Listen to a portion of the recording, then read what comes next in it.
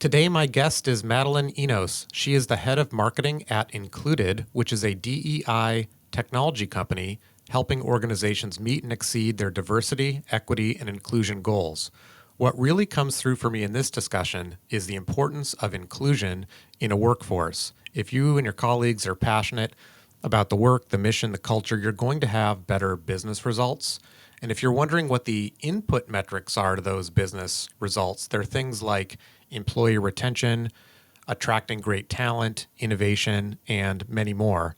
Also, the path to a head of marketing or CMO role seems to come from a diversity of experiences, which also really struck me in this conversation. So that means working at large companies and small companies, learning from all different kinds of people, getting your hands dirty in a bunch of different areas of marketing. All that really helps. So there's a lot in this episode. If I haven't already mentioned it, it's how to approach your team. It's Madeline's tips for startup marketing and much more. And if you're really interested in a topic of DEI, you can also head way back to episode 11, where I talked to Dr. Eden King, who's a professor of psychology at Rice University, and she both studies and teaches on this topic. Thanks. Hi, Madeline. How are you? Good, thanks. How are you, John? Good. Good to see you. Thanks for joining today. So, Included is in pursuit of solving a major problem, which is that many companies want to close a gap in diversity, equity, and inclusion and don't know how or don't have the data to do so. What uniquely qualifies your company to solve for that? Yeah. Well, it is a big challenge that we're facing in the business landscape right now. Nothing new, but we have new tools to help us solve these problems. So, Included is an end-to-end diversity, equity, and inclusion platform. And we help companies build winning teams using data science, DEI data science. And we're a product that's powered by AI. It integrates with existing HRAS and ATS systems, along with any other kind of goal setting software you might have. It consolidates the data and provides great visibility and insights, as well as proactive guidance. And part of the reason why I think Included is uniquely positioned to do this is our founding team. You know, it's the right time, it's the right people, and it's the right product. So just a little storytelling here.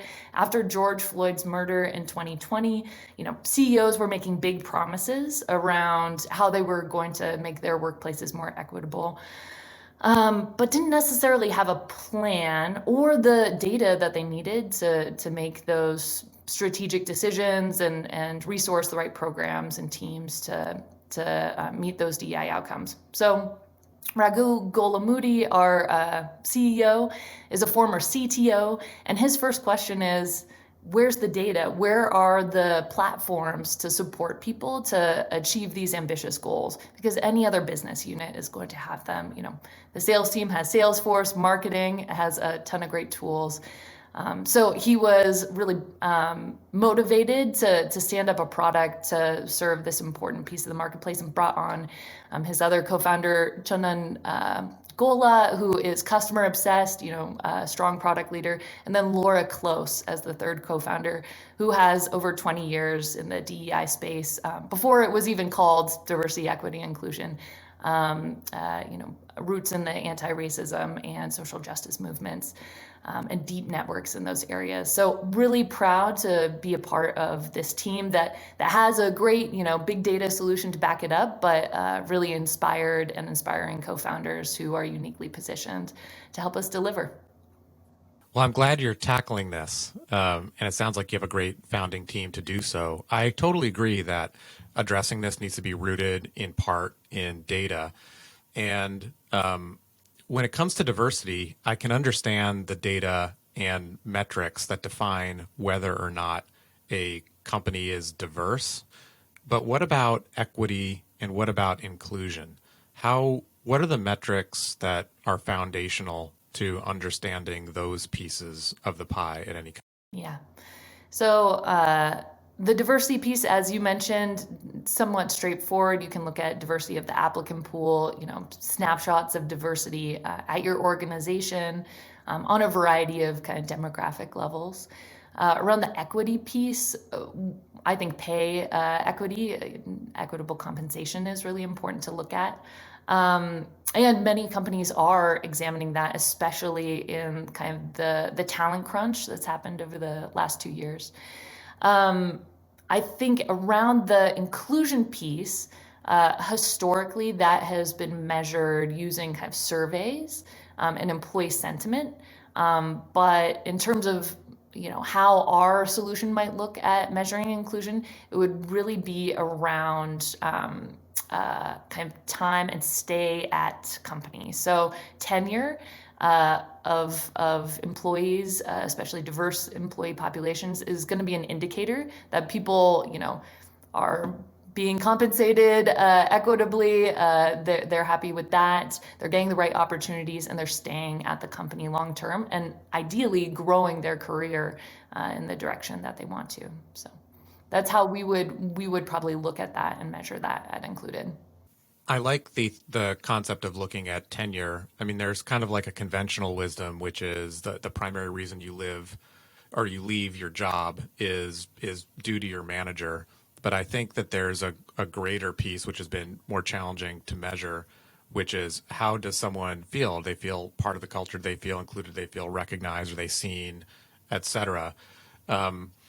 Outside of looking at data backwards, like how long someone has been there. So you're looking like at the last 2 years, and is it equitable or is it inclusive? The company, are there ways to kind of have pulse? Maybe it's surveys like you were saying before, but try to understand more in real time how existing populations are feeling.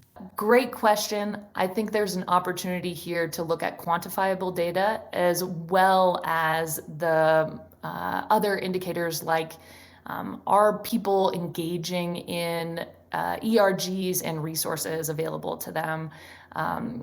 Is there diverse representation in leadership? So I think there are a variety of ways to kind of expand the data points that you're looking at, as well as look at what conversations are happening at that kind of employee level in the groups and organizations available to Yeah, I them. agree with that. I mean, I can see, do you have someone at the company, if you're early in your career, that you can look up to and they have a similar background or similar story, not just wanting to be in the same industry that you're in. It's also interesting, how many people come to a company event or participate in X, Y, and Z. Maybe it's not the primary indicator that you should be looking at, but it's certainly a factor for sure to see how engaged people are in doing something when they're not quote unquote on the clock. I like that. That's really interesting. So you and we're in marketing. And so, I think when I look at, let's say, TV advertisements over the last 3 or 4 or 5 years, I feel like there's that bigger brands have placed more emphasis on, let's say, diversity in storytelling and advertising. But as a marketing discipline, are our organizations across other companies, where do we sit as compared to tech or other functions in being diverse? Do we have the same challenges as all other groups, or are we ahead of the curve a little bit? Yeah. I mean, I would always look to the data. So, does an organization like PRSA offer kind of a perspective on diversity within the PR and marketing industry, something like that? That being said, I think we're a part of the greater business landscape and have some of the same challenges that other business units do. That being said, I feel like I've really benefited from having mentorship and representation of women in marketing leadership, especially tech leadership. So I'm just enormously grateful for folks like Claire Alexander, who was the leader of Capterra.com, a company I worked with, and also served as CMO. Kelly Hopping, who served as CMO at Gartner. So really amazing to be able to be mentored by folks who have really risen the ranks and are looking to support other diverse leaders in their marketing organizations. I'm curious, what has your personal experience been, John? Well, in terms of me being mentored by all different folks, different backgrounds, men and women, that's been hugely important to me for emotional intelligence at work, interpersonal relationships, and growing in a lot of different ways. So I can definitely see what you're coming from. And then I've also seen very successful, in particular, female leaders in marketing. I can think about my manager at Amazon, Stacy Saul. She is a great example and also a mentor. Like it sounds you've been mentored and you mentor others. So very cool to hear. Yeah, I did want to add, I think the most powerful marketing teams are the ones that reflect the customer base they're trying to reach. So it is a good business move to be very intentional about diversifying marketing teams that you want to be successful. I'm glad you said that about being a good business move because diversity, equity, and inclusion is good in and of itself. It absolutely. And when we can prove to the CEOs that are making these proclamations that their shareholders, to their board of directors, that it's actually a good, great business decision, is there research or data at this point that suggests that an inclusive, diverse, equitable company actually produces better business results? Yes, a wealth of research out there. And although there are many recent studies, I think we've seen consistent findings in this area. I always look to leaders like Gartner, McKinsey, Deloitte, or leanin.org has some great kind of annual reports that come out. And we see findings of, diverse teams being more innovative in terms of, having more patents released, for example. But I also think that the public is demanding this now. The workforce is demanding this now. Recent Deloitte study shared that 40% of employees would consider leaving a company if it didn't meet its stated DEI goals. And a lot of recruiters that we talk to in our work say that more and more candidates, regardless of their background, are asking about what kind of commitment to DEI they have as a company and as employers. So I think if you want to have a strong employer brand, if you want to attract the best talent, if you want to have these positive business outcomes, it's a no-brainer. Yeah, I see that in my company too. And I also really like the point, not just about employee retention and attracting great talent, but in innovation. There's so many industries where people approach products and services in a different way, and the more ideas you can bring to the table, I think the better for sure. So that's great to see, and I hope Included publishes research that continues to emphasize this along the way. So I'm curious. You're still a startup, but is there a really good story you've heard from a client or user on how Included has helped their business? Yeah, I have some examples to share. First and foremost, I think managers want to do the right thing. Businesses want to do the right thing. They just need the right tools, data, information, execution, and feedback to succeed. So some of the feedback that we've heard around our users who are recruiters is that having powerful data-backed conversations with hiring managers really allows for a shared understanding around what's happening in the hiring funnel and how hiring managers can play a part in co-creating a strategy to diversify their teams and the benefit of that. So our product is able to really deliver some insights there to help talent acquisition teams measure and course correct diversity recruiting for top candidates. One of our customers, Susan Hill, head of HR Ops at Imperity, was really looking to set hiring goals for 2022, but had some unique challenges. They're a data company, so they are all in on being rigorous and data driven in their approach, but they weren't sure how to make realistic goals around diversifying their organization because it can be a real challenge. Setting pie in the sky goals that really, are impossible to fill based on, the demographics of the location that you're hiring in, or even just the available talent for a specific vertical or team. So being able to do some benchmarking against companies of a similar size or industry or location is extremely helpful. And then having those, very realistic goals grounded in data, it allowed her to come to stakeholders and really forge good alignment, and get buy-in to meet those kind of realistic growth goals for target demographics, women, BIPOC candidates, et cetera.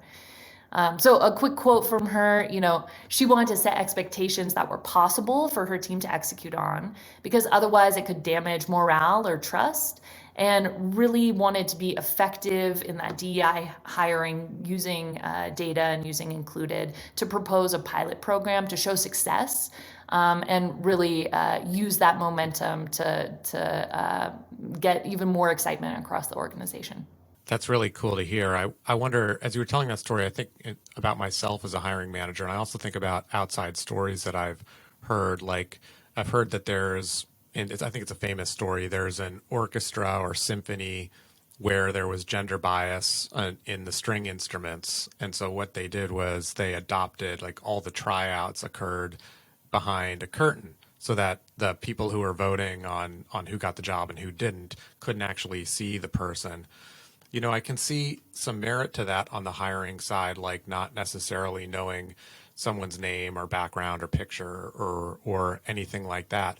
I also wonder, it sounds like Included's point of view is being very transparent on data, and I see merit to that. First of all, am I right in thinking that Included takes a very transparent approach to this? And then, like, what does a hiring manager need to kind of understand as they're engaging in trying to find someone to add to their team?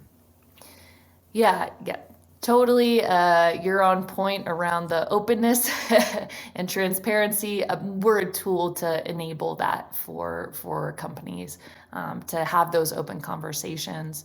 Um, and I think, although I love the idea of a pure kind of meritocracy where just, we can strip all the candidate data and just look at the qualifications, I think it's really important, right, to go back to that idea that diverse teams are going to bring diverse perspectives, are going to better reflect your customer base. And so there are some institutional, bias and historical considerations here, where if you really want to embrace the innovation that diverse teams can bring, you need to go where the people are, right? So something our tool offers, which I think is very helpful, is some insight around sourcing and where to source the kind of highest qualified and diverse candidates. Because recruiters have a very limited amount of time. Perhaps from an inbound perspective, they might get 100 applications for an open role. And if there are no women who have applied, there's a 0% chance that a woman might fill the role. So it's really, the onus is on the company to be proactive, to solicit more applications, fill that applicant pool, and then use research-backed tactics to increase the statistical likelihood that you might hire that perfect candidate who also fits in a target demographic that you're really looking for to diversify your organization. And there are many ways to do that. One is, diverse candidate slates. One is making sure that the interview panel is diverse, and really encouraging, candidates to see themselves join the organization, and that they would have a place there. So there are a variety of tactics one can take, but I think it's a holistic system. The data can point you in the right direction, but there are a lot of processes and practices that need to be embraced to be most effective. I like the idea of being proactive in going to where the candidates are. I mean, I can think, when you were telling that story, I could think of a specific instance when I opened up a role. We wanted certain experience, and all of the candidates that were brought to me by my HR partners were exactly like me. And I was like, what's the challenge here? And their response was, well, you gave us 3 companies to look at. We got everyone in their department, and here's who they were. And so there's definitely a way to be proactive and find candidates how they are. I love the approach of being backed by data and a tool to do that. Madeline, you touched on some of your earlier experience before. And so you weren't always in startup marketing. You came from a large enterprise, Gartner. What's been the most refreshing part about marketing at a startup compared to a larger company? Yeah, well, first and foremost, I had a really positive experience at Gartner. Super appreciative of the leadership programs they have available there, the just brilliant colleagues I worked with. Really remember my time there fondly. But it is a very large organization. So I had a sense that although I was doing good work and really satisfied with the projects I was working on, it was a small drop in the bucket relative to working for a 10-person, 20-person startup. Where I know that my day-to-day actions are driving big business impact.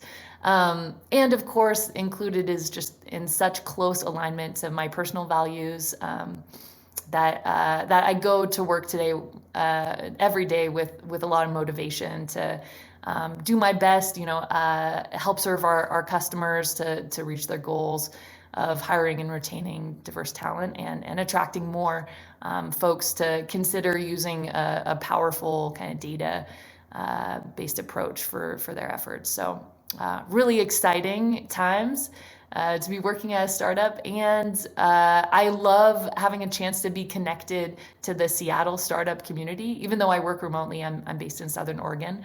Wonderful to even have met you kind of through an industry event. And I think the Seattle startup ecosystem is really, really special. So I feel grateful to be a part of it.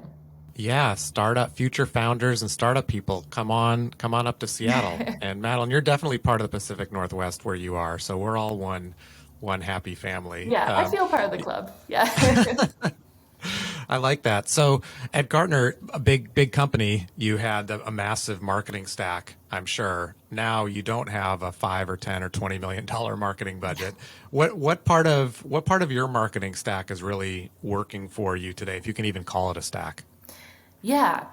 Well, as a company of technologists, we're always looking to adopt technology to make ourselves more efficient and find ways to automate so we can spend our time doing the most impactful work.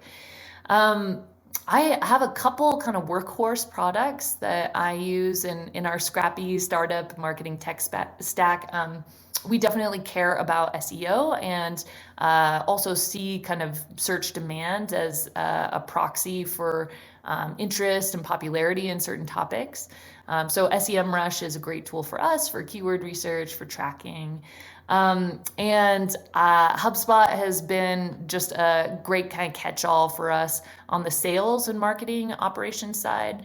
And as we're kind of exploring more paid channels, being able to get insight and have it all integrate and understand from an attribution standpoint what channels are most effective is super helpful for us. And then this is probably a really classic answer, but Google Docs, Google Sheets, the whole Google suite is our bread and butter for a lot of things. And it's also been cool to find different kind of integrations or ways we can use Google Data Studio, for example, with some of our existing tools and get, make little dashboards and get quick insights there. So it's been an opportunity for me to upskill and I don't have an analytics team to rely on. I'm a marketing team of one, technically, from a full-time, perspective. So really appreciate how technology makes my job easier.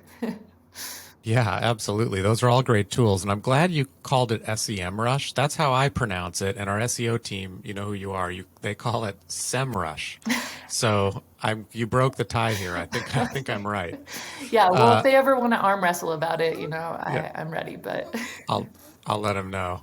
So yeah, you're a marketing team of one. So you also have to manage vendors. What tips or tools do you have as a scrappy marketing team looking to hire and manage agencies and service providers? And then also, I guess this kind of occurred to me as I was asking the question, how do you think about the diversity of your vendors? And is that something, is that something that Included can tackle in the future? Or is that just like we got to solve our own companies and own organizations first? Yeah, really great question there. So I have relied heavily upon my network of folks who work in the startup space for referrals and recommendations of vendors who kind of understand the scrappiness of where we are and can really execute quickly, stand up, marketing channels quickly. So that has been helpful. But then there is the danger, right, of sort of an echo chamber, especially around diversity within these vendor organizations that we're working with. We don't have a formal kind of statement or policy around this. We have discussed it, and I think as we grow, we'll definitely adopt something. But our kind of main way to assess whether to work with a vendor or not is to make sure they understand what our business is all about. Because we have run into some challenges in the past working with external vendors. If they themselves don't understand kind of the basics of diversity, equity, and inclusion and understand its importance and feel committed in their own way to that mission. That comes back to thinking back to like Marty Kagan's Inspired. I don't know if you've read that book. He talks about the importance of kind of missionaries versus mercenaries in a startup space. It's great to be able to quickly, work with marketing service providers to stand up new channels, but it's going to be a different kind of quality of work, level of commitment, level of impact than someone who really understands your product and is really, really committed to the mission of your company. So although we look forward to kind of growing as an organization, adding in-house headcount, right now we're just being very, very selective with the folks we work with. Although I did do a count, I think I am working with like 14 different folks or agencies at this Wow. point. It kind of turns into a full-time job. So I think we have to be careful about scope creep Yeah, around definitely. that. You have to extend yourself some way. And, when you go to your own solo practitioner marketing team, you suddenly have a pulse on like what the future of marketing is because you've got to figure out everything with respect to the marketing programs. I wonder as we close out here, what marketing skills do you think are going to become increasingly important or maybe are increasingly hard to find? And for a company looking to start its own thing or own service, what will really come in handy to folks like you? Yeah, I think my personal experience and my bias might show here, but I think that a marketer who really understands the data side of things is extremely important, so you can assess the performance of channels and kind of dial up spend or dial back resourcing depending on what you're seeing. And as a marketing leader of one at a startup, having a diverse kind of range of experiences in different marketing disciplines has been really helpful. So I used to be an SEO program manager, but I also have a background in PR and earned media.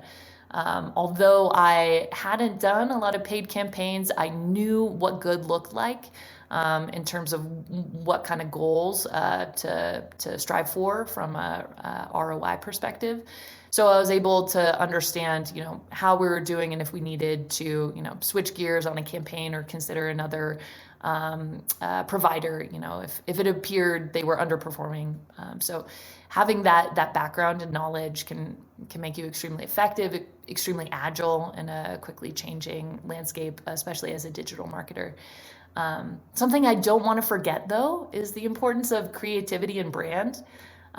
So having a really strong, kind of clear sense of what that is for your particular company is helpful. At Gartner, that was easy because we were such a strong brand and we're really established. Then, as part of the Gartner Digital Markets business unit, Capterra.com, SoftwareAdvice.com, and GetApp.com, we had some opportunity to do brand building, and that's how I got my feet wet and got excited and fired up about wanting to do that at a startup like Included.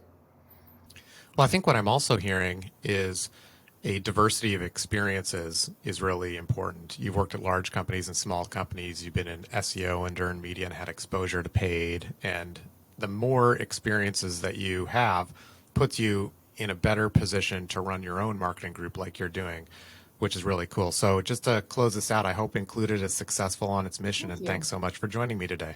John, the pleasure has been mine. Thank you. And we're excited to help out as many companies as we can with their DEI goals.